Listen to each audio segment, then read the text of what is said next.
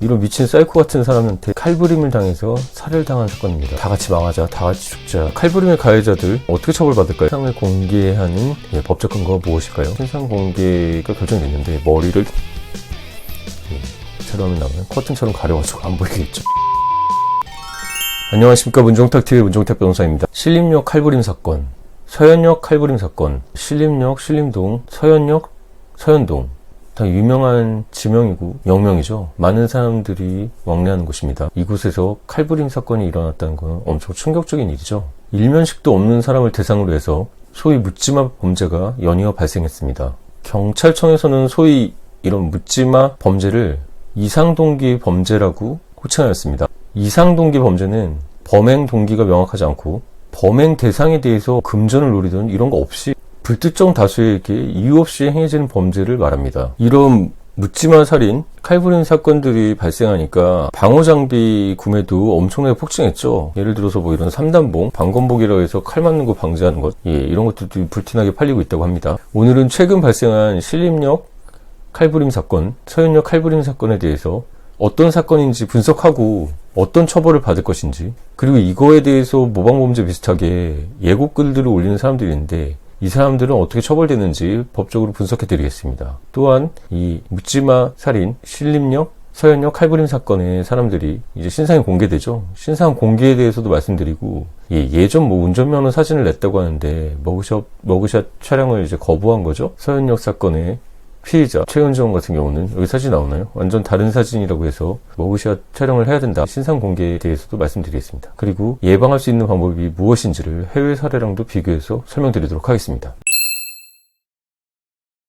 먼저 신림역 칼부림 사건은 지난 7월 21일 서울 신림역 부근에서 발생한 사건입니다. 흉기 난동 사건이었죠. 고작 6분 만에 청년 3명이 크게 다치고 1명은 목숨을 잃었습니다. 20대 남성은 살해됐고 30대 남성 3명은 상해를 입었죠. 이 피해자들은 이 가해자 피해자와 일면식도 없는 사람들이었습니다. 살해당한 피해자는 신림동에 이제 원룸을 구하러 다녔던 상황이었는데 잠도 줄여가면서 수능시험을 받고 서울의 원하는 대학에 합격한 상태였고 학생회장까지 한 모범적인 사람이었다고 합니다.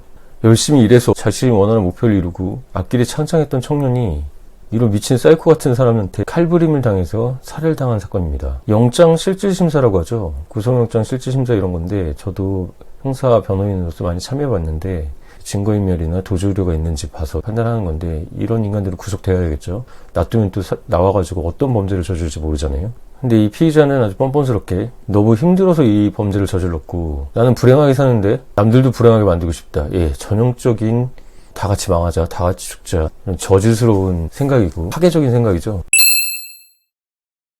서현역 사건은 장소만 바뀌었지 내용은 거의 비슷합니다. 8월 3일인데요. 일주일 전이었죠. 오후 6시쯤 모닝 차량을 몰고 분당구 서현역의 AK 프라자 앞에 버스 정장이 있는데 거기 인도로 돌진을 합니다. 그래서 행인을 덮쳐가지고 10대 이제 노부부 중에서 부인이 돌아가셨고 다시 쇼핑몰로 들어가서 무차별로 흉기를 휘둘렀습니다.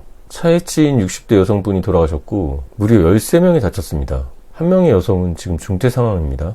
가해자의 신상이 공개됐죠. 최은정이라는 자인데 2020년에 조현성 인격장애, 분열성 성격장애라고 하는데요. 소위 말하는 조현병입니다. 망상장애, 망상이 보인다고 하는 건데요. 이거를 받고도 거의 3년간 정신과 치료를 안 받았다고 해요. 이건 가족들에게도 책임이 있는 거죠. 사회에도 책임이 있습니다. 결국 정신장애가 어느 정도 있는지 차이는 좀 있겠지만 신림역과 서현역 모두 불특정 다수에게 큰 동기 없이 칼부림을 해서 사람을 사망에 이르게 한 잔혹한 범죄였습니다. 자, 칼부림의 가해자들 어떻게 처벌받을까요? 최은정 같은 경우는 처음에는 살인 미수였지만 나중에 병원에서 돌아가신 분이 생기면서 살인죄가 됐죠. 형법 제250조 살인, 사람을 살해하는 자는 사형, 무기, 5년 이상의 징역에 처한답니다. 흉기를 들고 사람들을 찔렀다? 살인의 고의가 있는 것이죠. 이 둘은 살인죄로 처벌받을 것이고 여론을 고려했을 때 그리고 피해 정도를 고려했을 때 피해자 수를 고려했을 때 가장 중한 형이 되지 않을까 생각됩니다. 지금 거의 사형에 대해서는 선고를 안 하는데요. 이것도 좀 문제가 있죠. 무기징역이나 아니면 굉장히 중한 징역형이 나올 가능성이 큽니다. 사형 거의 사문화되고 있는데 이런 사람들에 대해서는 사형을 선고해야겠죠. 최은정 같은 경우는 정신질환이 있다 그러면은 그거에 대해서 고려한 형량이 나올 것으로 보입니다.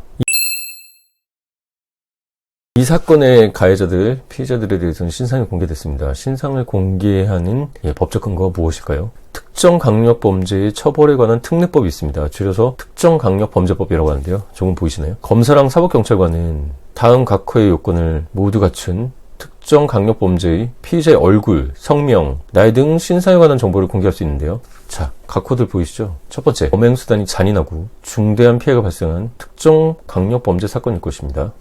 이후 피의자가 그 죄를 범했다고 믿을 충분한 증거가 있을 것. 이거는 중요하죠. 원래 헌법에서는 무죄 추정을 하기 때문에 이 사람이 유죄인지 무죄인지 잘 모를 때는 무죄죠.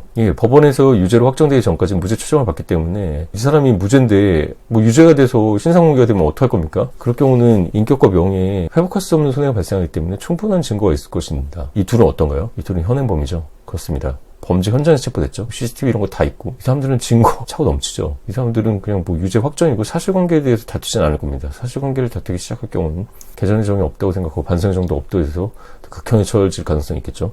3호, 국민의 알 권리 보장, 피의자의 재범 방지 및 범죄 예방, 공공의 이익을 위해 할 것이 요건입니다. 피의자가 얼굴이 알려져 있는데 자기가 또 나서거나 이렇게 범죄는 안 하겠지만 이 경우에는 공익 목적이 범죄 예방 목적이 크죠. 자, 봐라. 너희들이 이런 잔인한 범죄를 저질렀을 경우 니들 얼굴이 다 알려진다. 예전에 이 사이코패스로 나왔던 강호순 기억하십니까?